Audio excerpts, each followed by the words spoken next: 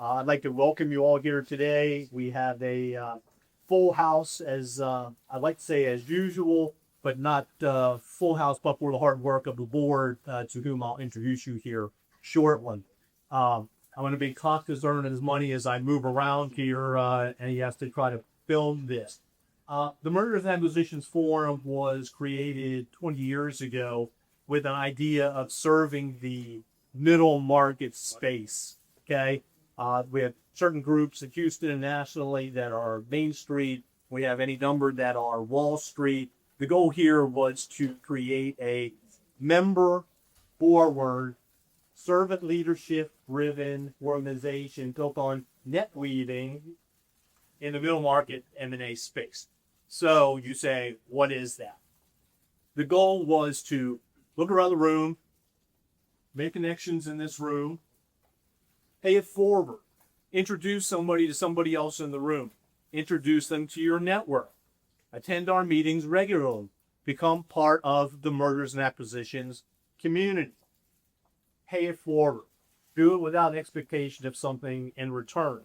You'll find out, as you do with all of your outside activities, that the more you put into it, the more you get out of it. And again, as evidenced by the number of people in this room, we like to think that people are getting something out of that. Our mission statement is on the board.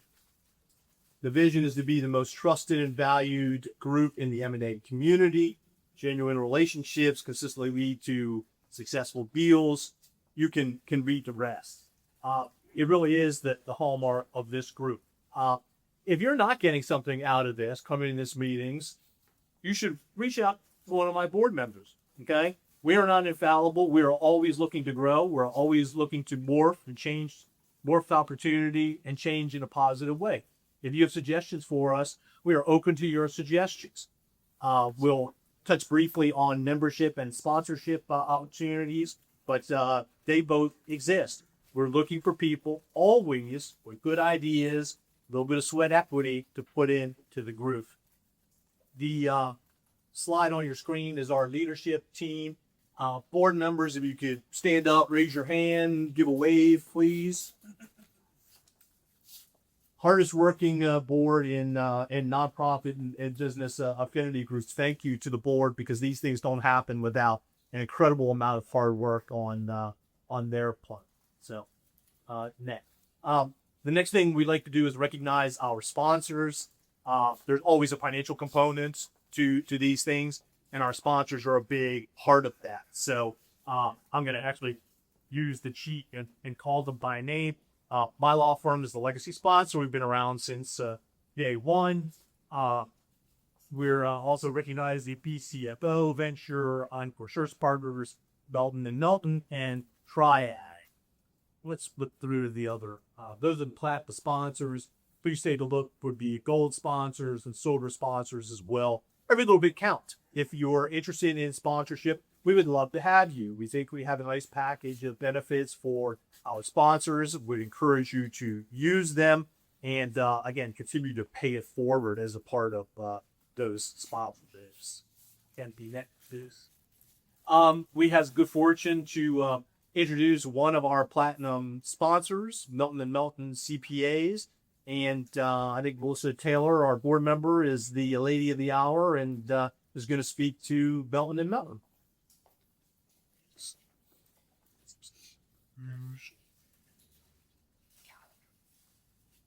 Hey guys, Melissa Taylor, what's up? Hope you guys are having a good Tuesday so far.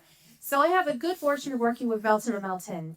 Shockingly, I am not a CPA. I work with a lot of really smart people that say a lot of really smart things a lot of the time. So I get to represent them and tell you guys that they say good things. So what we do, we handle clients up to an IPO. What does that mean? That means I get to work with a lot of you here. I know I have a good friend, Kavan, that's here. I get to pass things off to him and take it, and his team takes care of it whenever a company wants to go public, or if they want to do evaluation. There's a lot of you guys that we work with here as well. On the tax and on the audit side, Again, what we do is up to an IPO. Our ideal client is we're typically known for blue collar. We have a lot of construction work, a lot of manufacturing. So there's a lot of business owners that we work with here in the one too. So if you have any questions about what we do at a firm and how we can work together, please do let me know. I'd love to be able to talk to you about it a little bit more. Thank you, Melissa. And the Yule Cleaner again, Melissa, for a moment. We're going to Mackenzie, you clean next slide, please. Membership, Jason Jimenez. You have a question about membership to Jason. He's always available. He would love to talk to you about membership. As you probably gathered, those of you who are on the wait list or getting in off the wait list, we traditionally sell out. Okay? It's a really good thing. Members have first dibs on seats in this room as well as other events. Join the forum, okay? And if you'll be doing yourself a favor, you'll be helping your organization, and we look forward to having you as membership. Reach out to Jason and his team. They're doing yeoman's work. Melissa has her own microphone this time, so we're going to turn it over to her briefly again to talk about scheduling and upcoming events. Okay. Oh, Let's turn it on. yep, I do. You're right. I think I don't know how to turn the mic on by now. Hey. Okay, so pretty excited about this one. We're doing something new and fun in August, right after the kids go back to school, right when it's party time. So we are putting on what's called a Day of Connection. What does that mean? I'm glad you asked. You're really on it today. So at our regular time from 11 to 1, what we're going to do next month is host a speed networking event. Okay? So, I saw some heads nod. You guys are excited. Yay. I'm glad this is landing. Okay, so what this looks like, because it's a pretty tight timeline. So we're going to have 18 tables. There's 4 of you per table and then 1 table captain. And the table captains, we've already kind of reached out for. So if you're a table captain, can you raise your hand? There we go.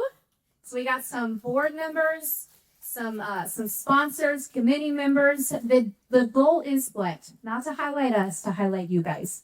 So we want members to be kind of appreciated and highlighted that day. So our team captains are going to stay still, and then there's 18 groups of 4 that are going to rotate. And here's the fun thing. Mr. Claude helped me out with this scheduling, and not one person is going to see the same person at another table. So really excited about that. So what are we doing next? First of all, I do have to say this. Please do register early, because we can only accept 72 of you for this to work, not 73, 72. So for logistic purposes, our members are going to be able we'll have about a week to be able to register for this. And then right after that, that's when we'll open it up to our guests. So that's another reason to connect with Jason and Menace here about our membership. So, and then arrive at 11:15. Yeah, you have to arrive at 11:15 for this to work. Because again, it's like a really tight timeline. It's still cool. Like, you got to come and operationally trip this out. So then afterwards, think of this kind of as a conference feel. 5:30 at the Houston Club, we are going to host a mixer for you guys. So think of this as during the day, you'll have your connections, you'll solidify those. And then at night at the mixer, we're going to turn those connections into relationships.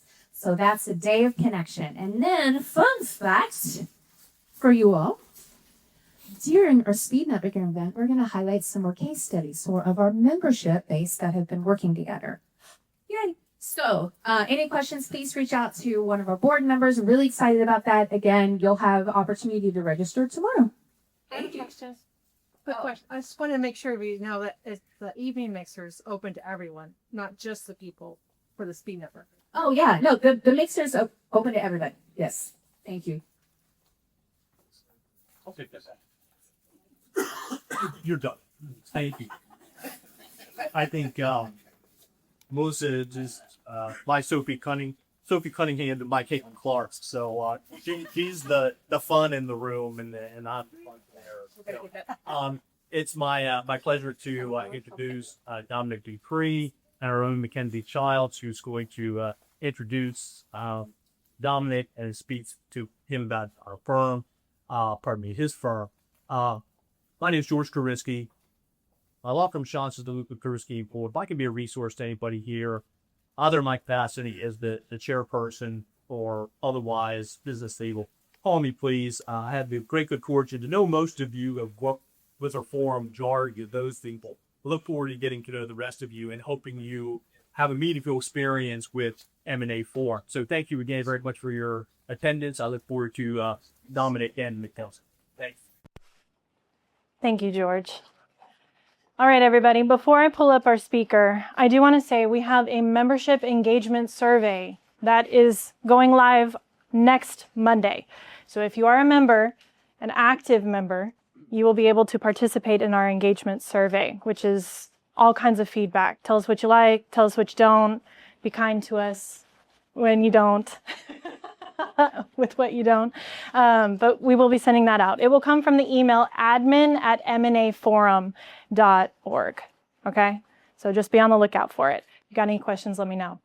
So now I've got the utmost pleasure of introducing our speaker today. And for those of you that don't know, this is kind of our young professionals kickoff, right? And while I was talking to our speaker, I looked at him and I go, wait, you're under 40, right? Like you're under 40, right? And he's like, yeah. I'm like, okay, cool. So for our young professionals in the room, wave a hand if somebody invited you, right? Not early career, young professionals, yes. So thank you guys for being here. We will have a social later on for you guys, and we're doing some wonderful things for our young professionals. So without further ado, I'd like to bring up Dominic.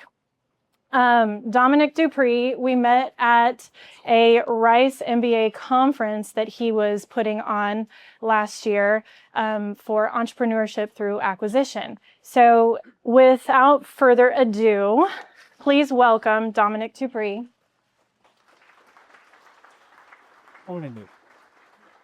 Thank you. Yep. Check. All Thank right. you. All right. Are we good, Costa? Yeah. Okay. All right. So you could probably tell us more about you than I could give you. I could give them for your bio. So please, let's open it up. What would you like the audience to know about you? Yeah, sure. So first and foremost, I'm from South Louisiana, so I always introduce myself as kind of a coon-ass first, but been living in Houston now for about 10 years, so coon-ass turned cowboy, and have worked in small business my whole career, both in energy services, oil field services, and then for our family business in transportation and logistics. I was really raised in business and raised by entrepreneurs, and so have grown a love for business. And now, since we sold our family business, which we'll talk a little bit about today, I've started a lower middle market private investment group, that focuses on services businesses in the $3 to $30 million EV range, industrials, environmental, and infrastructure services. So, awesome. So for those of you that don't know, my name is Mackenzie Childs, and I am an organizational psychologist. And for those of you that attended our May event, I said that I'm a specialist in generations in the workplace. And I found a speaker who wants to talk about that today. So as you know, our correction over crisis, and we're going to talk a little bit about why the silver tsunami hasn't quite materialized, right? So with that, let's open it up, right? We've all heard about this silver tsunami. Everybody's familiar with that term, yes? Nod, blink twice if you're alive. No. Silver tsunami. So can you define that for us? And then why do you think it hasn't materialized the way people have predicted? yeah, sure. So as Mackenzie mentioned, the silver tsunami, I think everybody's familiar. It's a wave of baby boomers who own businesses. There are varying stats out there, but I think one I read is that baby boomer generation owns 50% of businesses in the United States. So the expectation is, as that generation is retiring out, those businesses will need to be transacted, change hands, for the betterment or the continuation of our society, frankly. So can you talk about a little bit around that shift, right? So the cultural shift, maybe? Yeah, sure. I want to address one thing too, because I didn't answer your question fully. why does it feel like, or why are people beginning to talk about this wave of businesses that maybe hasn't materialized as fast or, with magnitude as expected? And so it's curious, if you look at the data and you look back at the 2010s, kind of post-Great Recession, there actually was an increasing wave of M&A activity, kind of leading all the way up to 2018, 2020. Stable interest rate environment, things were really, really good to transact businesses. And in fact, every year it was going up. We saw some interest rate tightening in 2018, again in 22, 23, rapid interest rates. And so since then, we've seen the M&A market by volume of deals really decline. And so, you can surmise a couple of different forces at work there. Obviously, I've already mentioned interest rates, but we're also seeing a cultural shift. People are living longer. People are working longer. I found it curious to read some labor stats. So the age 65 and up labor participation rate bottomed out in the mid to late 80s at about 10%. Since then, it has doubled. So around that, now we're at about a 20% labor participation rate. Some things changed with Social Security in mid 2000s that actually made it a big benefit to continue working as well. So there are a few cultural kind of forces moving people to work later. And then lastly, I think we've been in a really consolidating environment with the advent of private equity over the last 20 years. And so you've seen a lot of the kind of prime assets get bought up, and that continues to be the case, and we'll talk a little bit about that. But you're seeing a transferability problem, especially in the lower middle market, that a lot of these businesses are finding a challenge to find buyers. And I think we'll talk about that too. Yes, definitely. Okay. So now you represent the buy side, right? You're looking at it from a buy side perspective, but you've been on the sell side. So can you talk to us a little bit about that in your experience, and what was some of the good, bad, the ugly of that? Yeah, absolutely. So just to level set quickly, the name of our family-owned business was Dupre Logistics. We were a transportation logistics company out of Lafayette, Louisiana. We service across the country, but liquid bulk specialists. So just to kind of level set who we were. We sold the business last year, and it was an arduous experience, as I think anybody who sold a business would say. I think when I look back on the experience, some things that I wish I would have known was first and foremost how long the process was going to take. I think we were unique in the timing. We actually we engaged a bank in 2019, and we did not sell our business till 2025.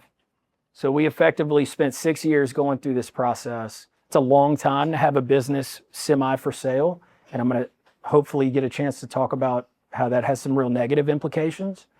The other thing is that growing a business, operating, executing is such a different mindset and skill set than selling a business. And that was very eye-opening for us. Obviously, we had a bank. They helped bring us up the curve on what buyers want.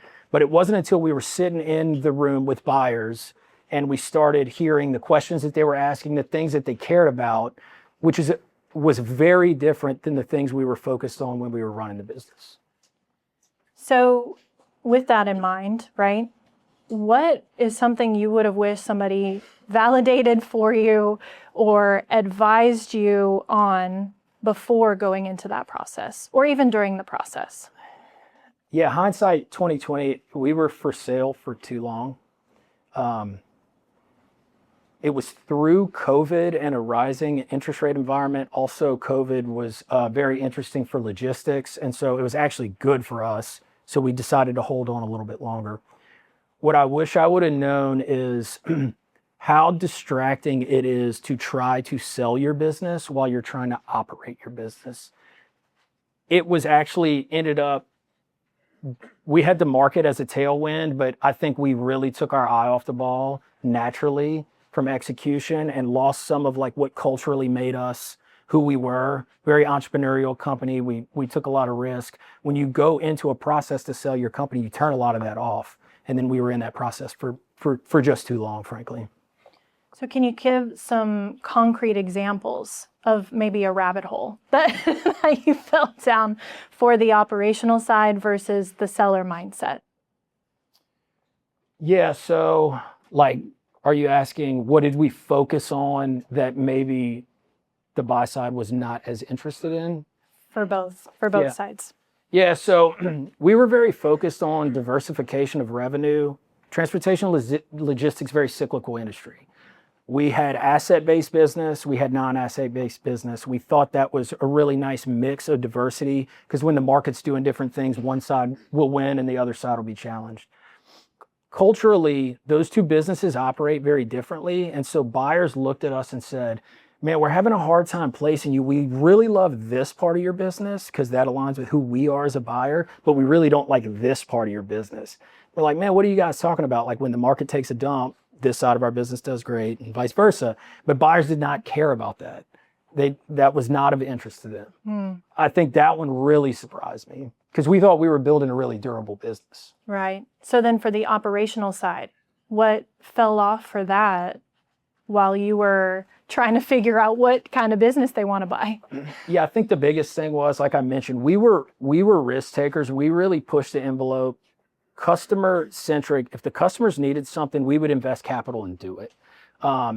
You could imagine when you're amidst the sale process, you're not dumping a bunch of CapEx into growth, into new interesting lines of business. And so I think that took us away a little bit from our identity. So would you be able to give us some numbers and some things around that, generalities, percents, right?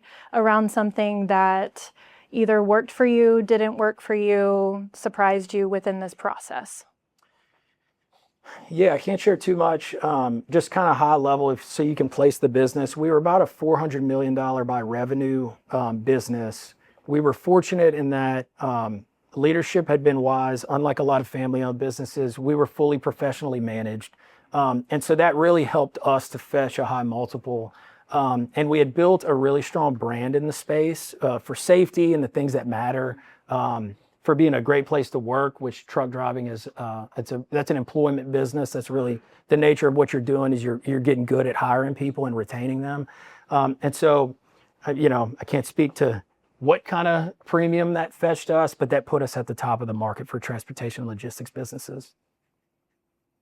And as we kind of wrap that up, because that gives us a perfect segue into what you do now. But is there anything, if somebody's looking in that space or needs something from that experience, what would you give them?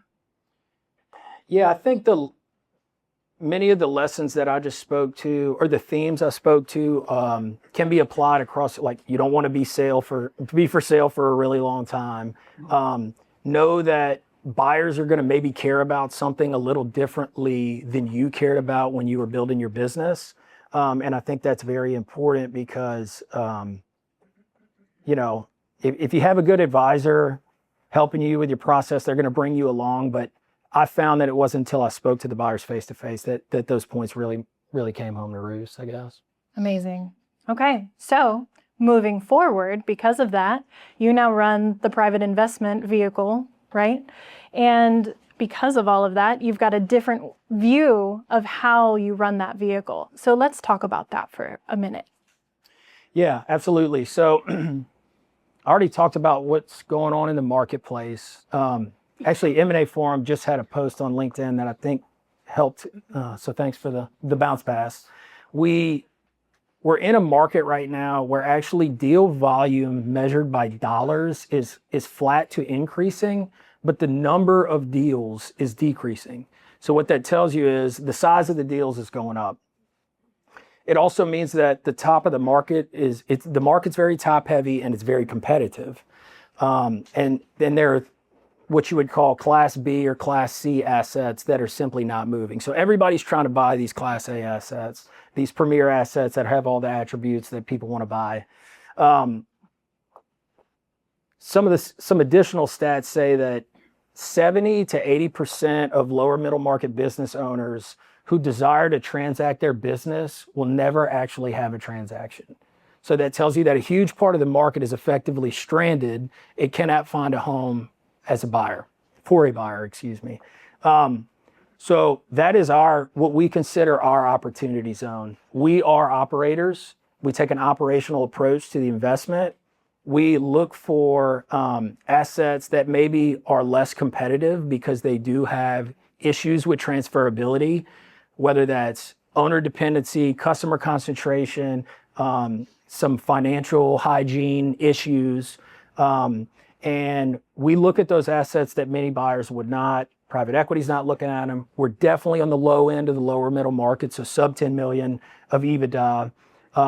And we partner with those founders over a 2 to 3 year period to take their asset from being kind of non-transferable to being something that's a lot more valuable.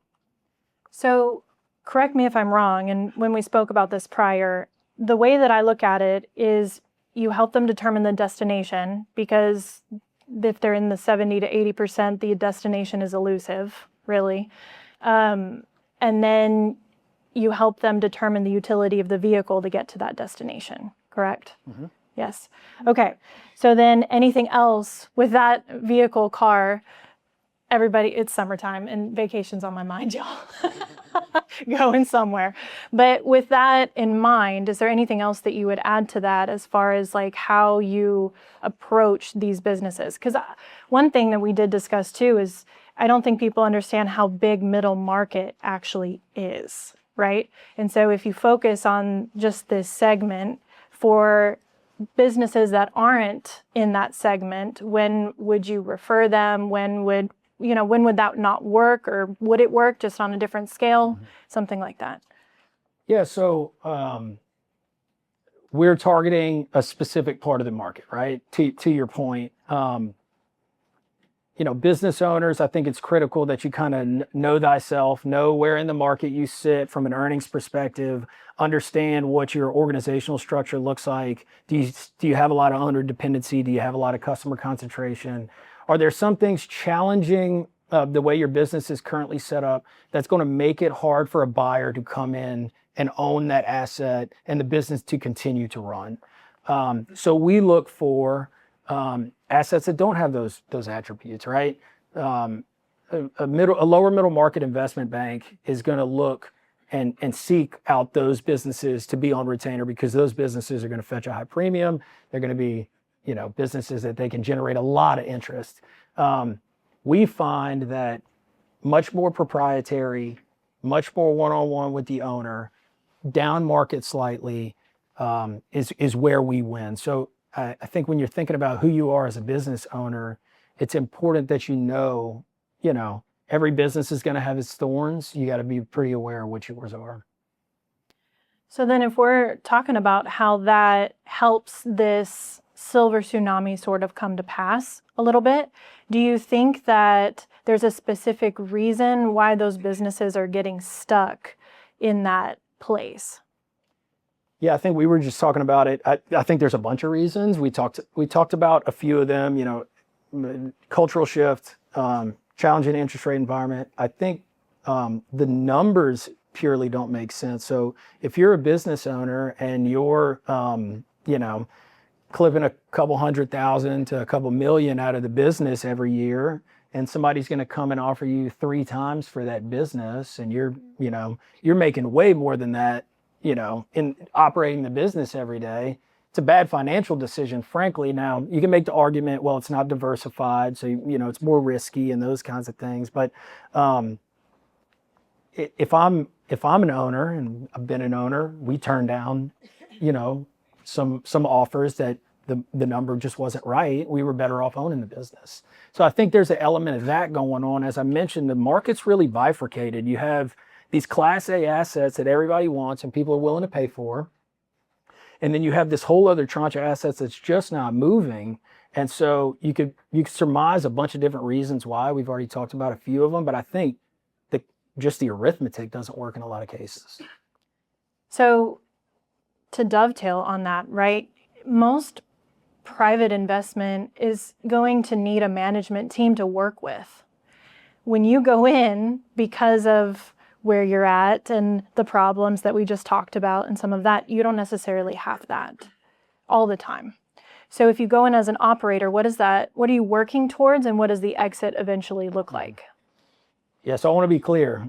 The owner's not tossing us the keys and walking away. We do not, those are not the investments we look for, because the assets are not set up in that way. They're not that easily transferable. So what it typically looks like, or how we structure our deals, how we've proposed our deals, is that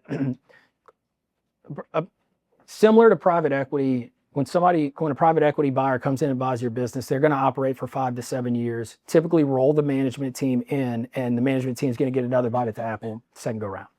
We're not so different. We just truncate that timeline to 2 or 3 years, and we say, look, we're going to come in, work alongside you in the business as employees. Do you need operational leadership? Do you need commercial leadership? Do you need some financial hygiene? Bring a CFO in. As business operators, we have a really deep bench of people that we've worked with, whether that be contractors, employees, etc. And so we're going to partner with you over a 2-year period. There's going to be some deferred compensation. You're going to roll some equity, but we're going to be working right alongside you in the business, sweating with you to make this thing something that's a lot more valuable in 3 years than it is today. How does that conversation go?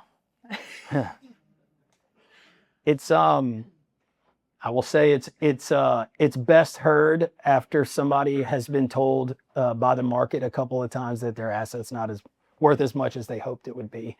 Typically, if I'm the first conversation a seller's having as they're approaching the market, they want to go talk to a bunch of other people, because they're like, man, I'm not listening to this guy. He's telling me I'm not going to fetch top dollar for my asset, and I've had that happen. Oftentimes, if you're consultative, those conversations will come back to you, or they can. And if people are able to fetch top dollar, good for them. I mean, we're not always right on these things. So, if I'm talking to a couple of owners right now that getting in their late 60s, probably started having conversations in their mid 60s about transacting the business, have had strategics, have had financial buyers, either give them lowball offers, decide not even to bid on them. So the market's speaking to them. So they're realizing, hey, I'm going to have to do a different kind of deal than maybe what I initially thought in my head. Do you seek them out? Do they seek you? Because, I've worked with and for many of those same they don't know that they're sellers yet, but them, and I ask them, what's your plan? Right? I usually go into the business as an operator and advise them on certain things. And I say, what's your plan? And a lot of them say they're going to die at their desk. Right? Obviously we don't want that, right? For the legacy of the business and for the people that work there, right? That wouldn't be great. A little traumatizing at best. So what does that look like for your firm and others that you've seen in that space? Yeah, I'll say this. I've yet to have a seller call me and offer to sell their business to me. I have not been that fortunate. Maybe that'll happen one day in my life, but that has not happened yet. So yeah, what it looks like is typical origination activity. I know there's bankers in the room, there's advisors, there's many people that I know that service small business owners that I know, they know what I'm trying to do. I've had plenty of people, throw me leads, connect me with people. Our mission is to be consultative. We've been in the seller's shoes. We know what that experience is like. We know what the pitfalls are like. So anything that we can do to help, all the better. And if it ends up being an asset that we really like, then let's talk about doing a transaction. So then for the potential sellers in the room, right? Given all that we've talked about today, what should they know, right? If they only took 3 things away from here, what should they know? Even if they don't work with somebody like yourself or anything like that, but what should they know? Yeah, I think remember, what I talked about at the beginning. Don't be for sale too long. It's a huge distraction. The way you've grown your business might not be fully appreciated or valued by the buyers in the marketplace. I think what we find a partner, depending on what kind of business you are, find partners that are going to help you along in the process. That can look like a bunch of different things. Find a peer group We were big in Vistage. There's EO, there's YPO. If you're a business that's too small to have a formal board, accountability, other things like, bouncing ideas off of people can be quite hard. So have a peer network that you can do some of that. And then also, if you're upmarket business and you're primed for an M&A advisor to come in, help you with some financial things, and then go run a process, that's the partner you need to help you go and buy, go and transact your business. But you may be looking at your business and say, hey man, I do have some of these components that are going to make me a little harder to transact, or I've talked to a number of people already and I'm not getting real good indication from the market that I have this desirable asset. In those situations, you need to find a little different partner. That's where we kind of fit into the marketplace. So with that, let's talk a little bit more logistics. So just for the sake of your firm, what are your investment criteria? Yeah, so we look for, I already mentioned broadly kind of size, industry. We're looking for businesses that have profitability over 15% EBITDA margins. It includes CapEx, because we do look at some kind of heavy CapEx businesses. We like to see businesses that have organic growth opportunities, because that's real critical for us to kind of capture the upside of the investment. And then we look for all the same things, kind of industry tailwinds, very kind of cookie cutter private equity. And that's why we look at industrials. That's why we look at environmental infrastructures, because those industries have such good tailwinds.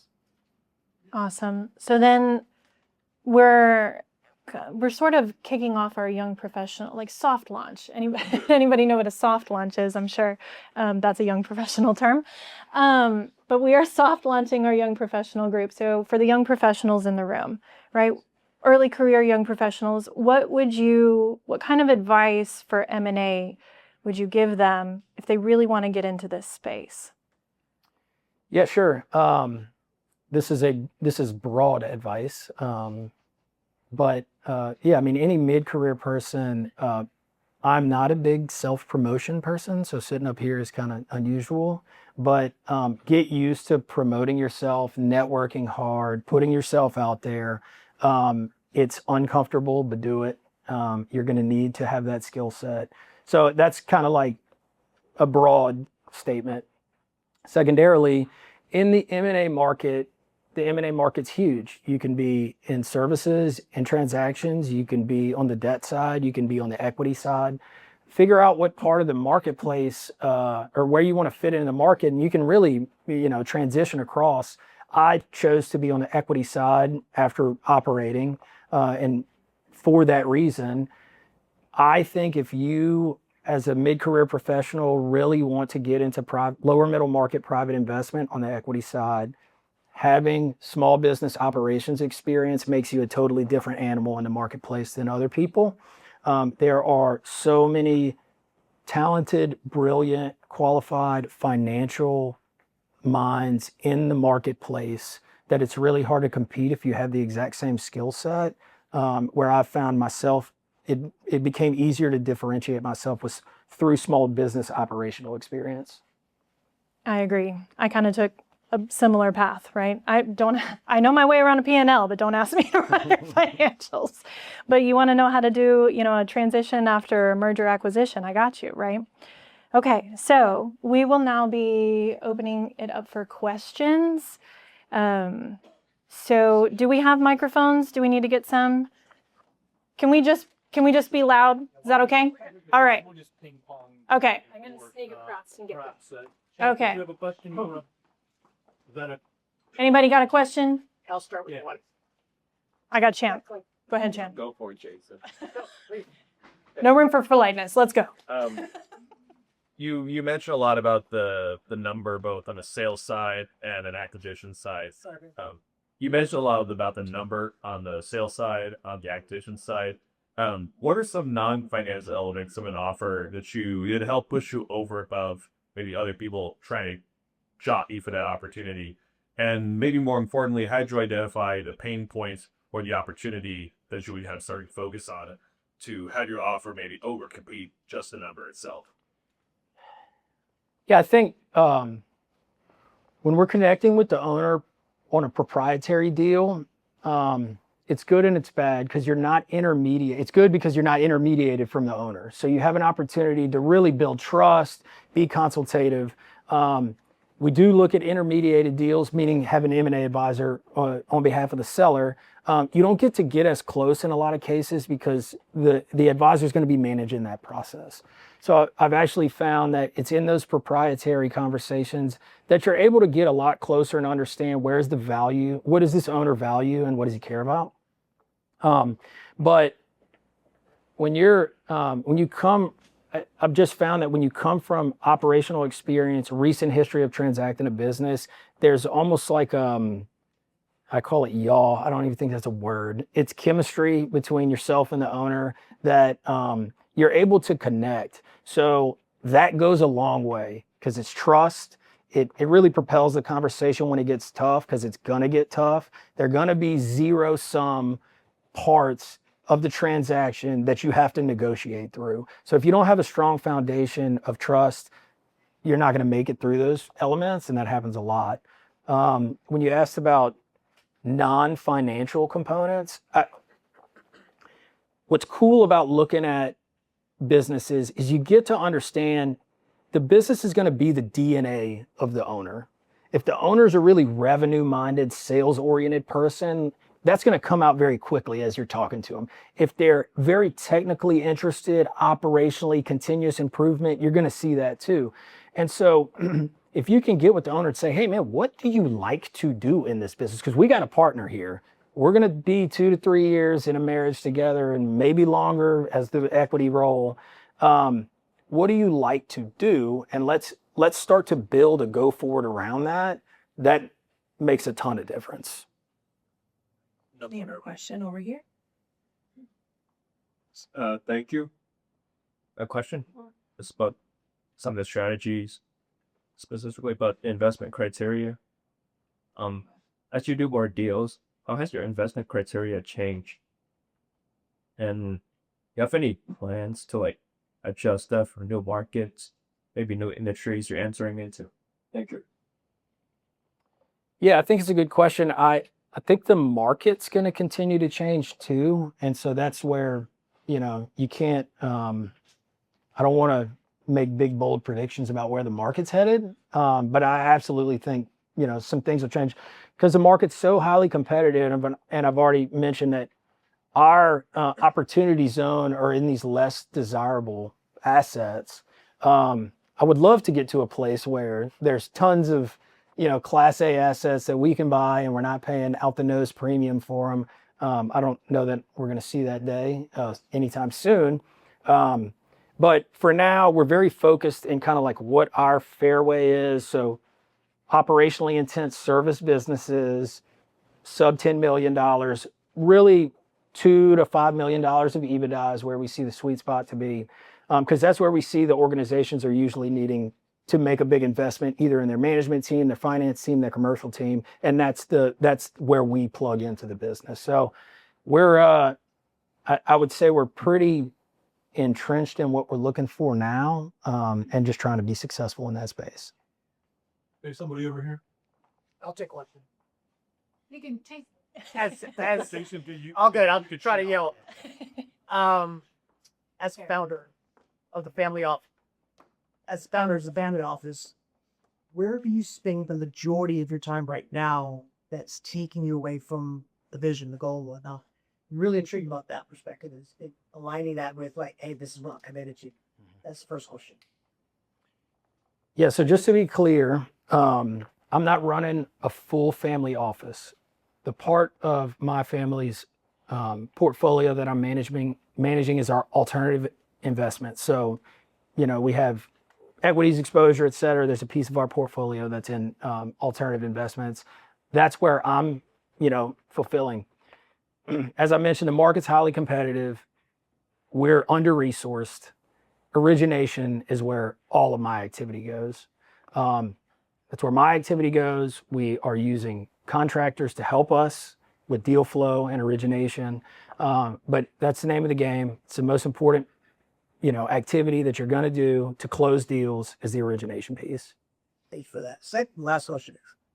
You mentioned about collaboration, about operational. right? So you're going into a business and you're taking control of some capacities, either weaknesses, opportunities, things that look to. At what point in time do you look outside to bring in that talent, and what are the parameters for that? When you say outside, hire employees or contracted? Contract employees that deliver a skill set that's needed for the business. Yeah. Needs. Absolutely. I think very much on a case by case basis, but there are some cases where it makes sense.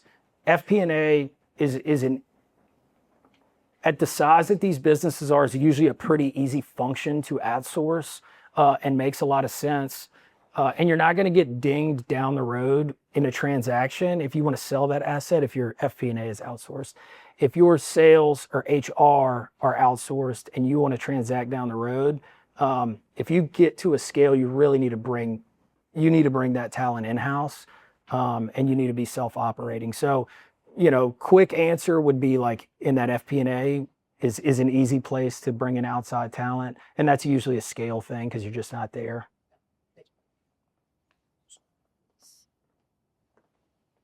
So as you're working with these businesses to get them to where they are more marketable, they have that better infrastructure in place where they can grow all those good things.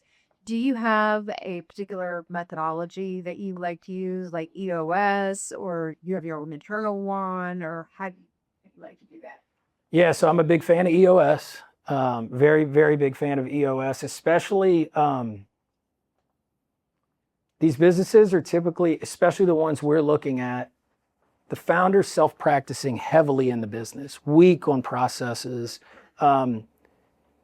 Vision can be good, sometimes not very good. I find a system like EOS aligns everybody on your VTO, and so everybody's kind of singing from the same sheet of music. I think that's really important. The best opportunities for us are where the business needs to grow a commercial organization or the business needs to grow a management team. So the owner doesn't have any middle management and we can come in and build an operating structure with a management team. So those are two kind of specific opportunities where we feel we are really filling the gap. You mentioned when you were going to sell your business that the buyers didn't necessarily value the hedge operations that you guys kind of had fashioned. Do you feel that's more of a function of the type of buyer it was due to the size and scale of your business? Because I imagine as a buyer now, you probably would appreciate a smaller business with sort of hedged operations and that resiliency and robustness. It was really an operational decision. So, and not to get all off in the weeds, but running a trucking operation is an operational discipline that is totally different than running a non-asset freight brokerage kind of managed logistics services. You're talking about, managing truck drivers and, big pieces of capital equipment versus on the non-asset side, it's very people oriented, kind of, all white collar systems, processes. What the buyers were looking at us and saying, dude, culturally, you basically have two companies. We align more with one or the other. And so it's going to be really hard for us to buy this thing in totality. So it was how the operating culture differed so much between those business units that made for a challenge. I hope that answers the question.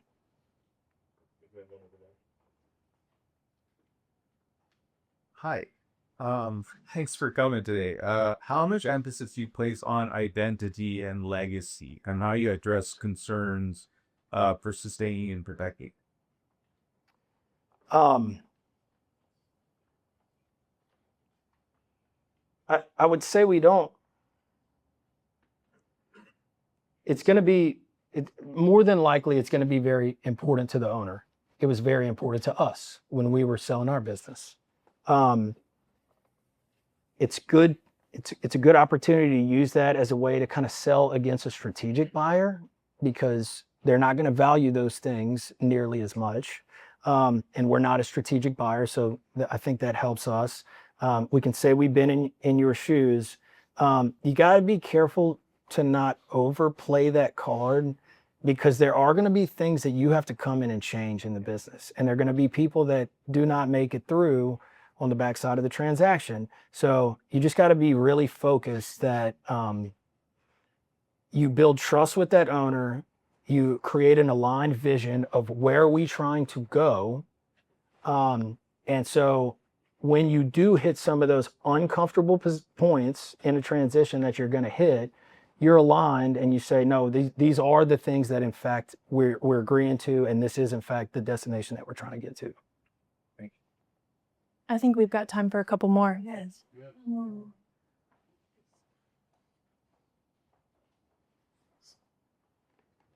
You touched on it a little bit, but my question was, how do you prepare your owners post transaction? Because I always love going to M&A events, and everyone talks like M&A is done as soon as the transaction happens. And some of the ugliest, nastiest deals I've ever seen, all the ugliness and nastiness took place after the transaction was completed. Yeah, so I feel like I may be being a little repetitive, but the beginning of our conversations is a partnership, not a full-blown toss us the keys transaction. You're going to walk away from this thing.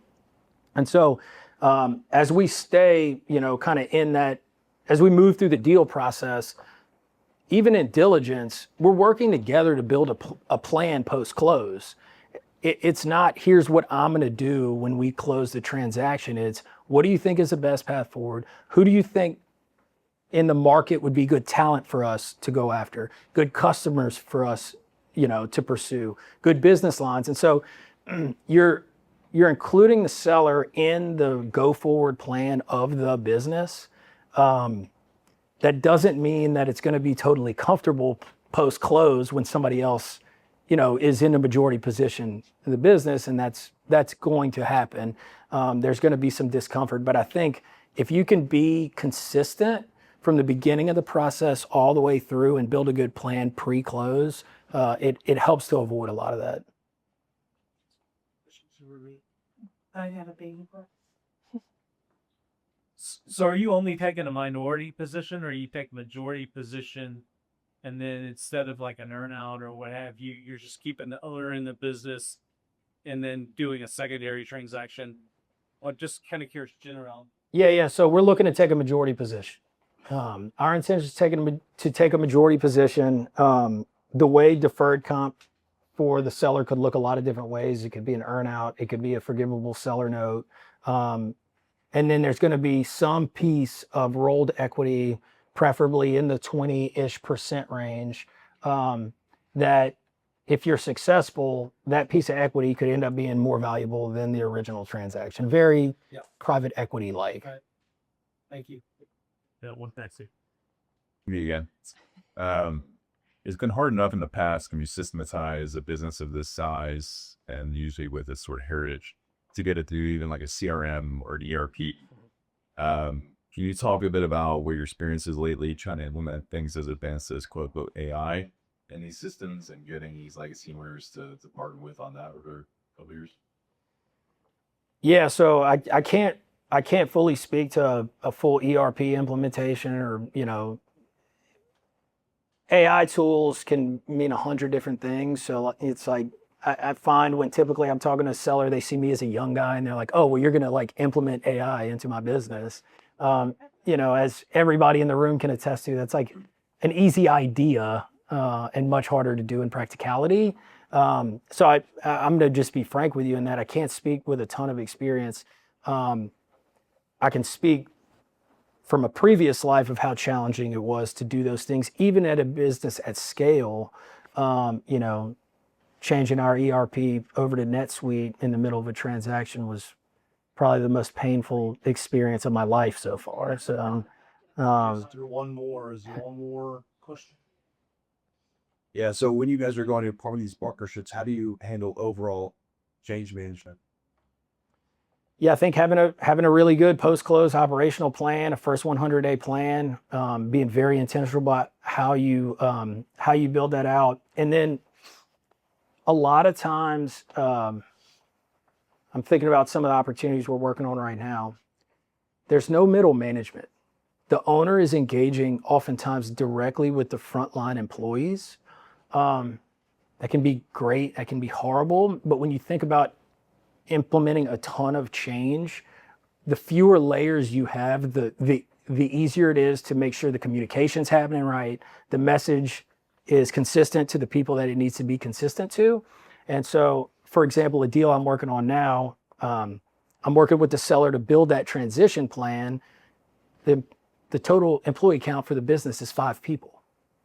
So you can think change management in that situation is going to be a lot less dynamic than a 25, 50 person organization. Okay, very good. Thank you, Dominic. Appreciate your attendance, participation, great presentation, Mackenzie. Thank you for hosting. I'm going to ask you guys to stay with us just 2 seconds. I am remiss in not handling one piece of business at the outset, and that's those of you who have blue tags, first timers, please stand up. If it's your first time here, stand up. Okay. Number 1, thank you for coming. Number 2, welcome. Number 3, members, board members, new folks, right? Reach out, please. You saw all the folks that are board members. You all feel free to have a seat. Reach out to these folks, right? We want to make sure that everybody's welcome and are kind of initiated into the M&A forum way, if you will. So again, thank you very much, Dominic. Great presentation. Mackenzie, thank you for hosting. We have events coming up. Take them on your calendar while you're sitting.